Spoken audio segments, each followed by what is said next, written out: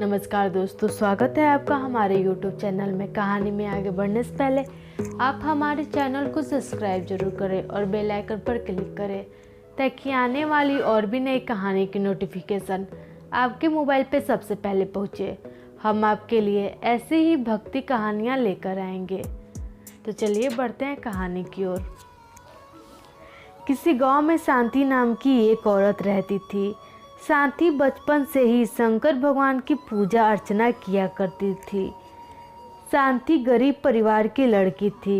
उसकी शादी खेती करने वाले किसान से हो जाती है।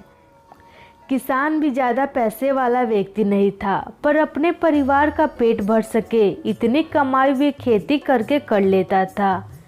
पर शांति अपने गरीबी की शिकायत कभी भगवान से नहीं करती। उसके पास जो कुछ भी था वो शंकर भगवान का आशीर्वाद समझकर उसी में खुश रहती। कुछ सालों बाद शांति का एक बेटा होता है, पर शांति अपने गरीबी को अपने बेटे पर नहीं पड़ने देना चाहती। इसलिए वे खुद एक रोटी कम खाती, पर अपने बेटे का पालन पोषण अच्छे से किया करती थी। वे एक एक करके पैसे जमा करती ताकि वे अपने बच्चे को अच्छी शिक्षा दे सके।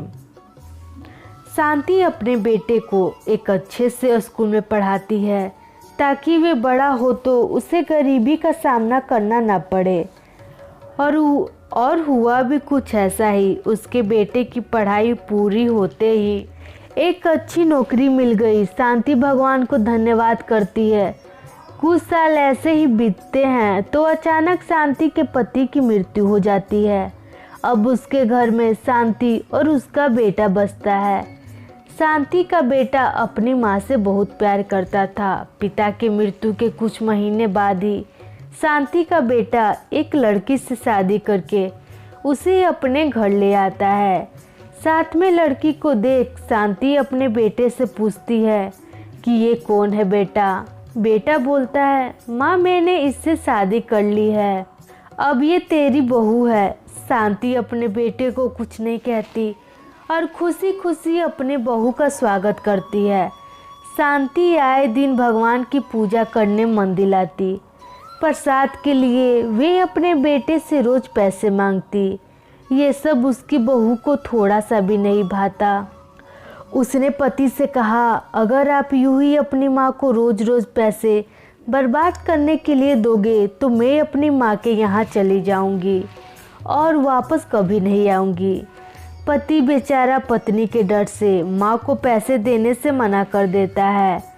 शांति सोचती है, अब मैं भगवान शिव का भोग कैसे लगाऊंगी।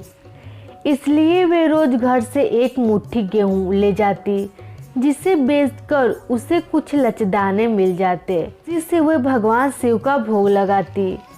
रोज सास को एक मुट्ठी गेहूं ले जाता देख बहू गुस्से से लाल पीली हुई अपने पति के पास जाती है और बोलती है, तुम्हारी माँ गेहूं की चोरी कर दुकान में बेचाती है। अगर तुमने अपनी माँ का कुछ किया नहीं तो मैं हमेशा के लिए अपने माँ के यहाँ चली जाऊंगी। पति बोलता है, अगर माँ को घर से निकाल दूंगा तो हमारे बच्चे को कौन रखेगा। बहू बोलती है, तुम इसकी चिंता ना करो, मैं अपनी माँ को बुला लाऊंगी। बेटा भी बोलता है, ठीक है तुम अपनी माँ को बुला लो, मैं अपनी माँ का कुछ इंतजाम करता हूँ। बहू अपने माँ को बुला लेती है। माँ के आने की खुशी में अच्छे अच्छे पकवान बनाती है और बहुत खुश होकर अपनी सास को भी देती है। मन ही मन बहू बोलती है कि खा ले बुढ़िया, आज तो तेरा आखिरी दिन है। बहू की माँ और सास साथ में ही खाना खाते हैं। उसके घर में 2 ही कमरे थे, इसलिए बहू ने अपने माँ का बिस्तर सास के कमरे में ही नीचे लगाया और अपने कमरे में सोने चली गई। सास ने सोचा कि बहू की माँ कुछ ही दिनों के लिए तो हमारे यहाँ आई है, आखिर हम मेहमान को नीचे कैसे सुलाएं और खुद खाट पे सोएं, अच्छा थोड़ी ना लगेगा। शांति बहू की माँ को खाट पे सुला देती है और खुद जमीन पर सो जाती है। शांति का बेटा सब दरवाजे से देख रहा था। वे अपनी पत्नी को कुछ नहीं बताता और जब आधी रात होती है तो वे अपने पत्नी के साथ आता है और पत्नी को बोलता है, तुम माँ के पैर तरफ का खाट पकड़ो और मैं सिरहाने वाला पकड़ता हूँ। बहू भी खुश थी कि अब बुढ़िया से हमेशा के लिए छुटकारा हो जाएगा। खुशी के मारे उसने चादर उठाकर भी नहीं देखा कि खाट पर कौन सोया है। खाट को उठाकर सीधे नदी के पास पहुंची और तेज धार में खाट को फेंक दिया ताकि बुढ़िया चाहकर भी घर वापस ना आए। आते आते वह रास्ते में पड़ी टीन और लकड़ी से बजाते और गाते आ रही थी। पति भी मन ही मन मुस्कुराता और सोचता है, घर चलो फिर तुम्हें पता चलेगा, फिर गाना और जितना ढोल बजाना हो बजाना।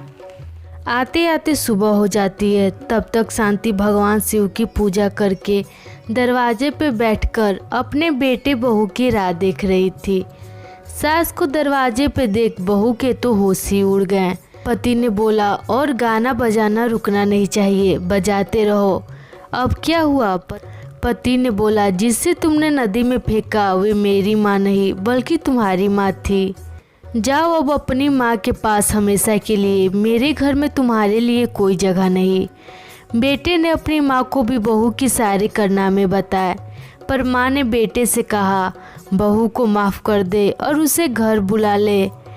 पर बेटा नहीं माना और अपनी पत्नी को हमेशा के लिए घर से निकाल दिया।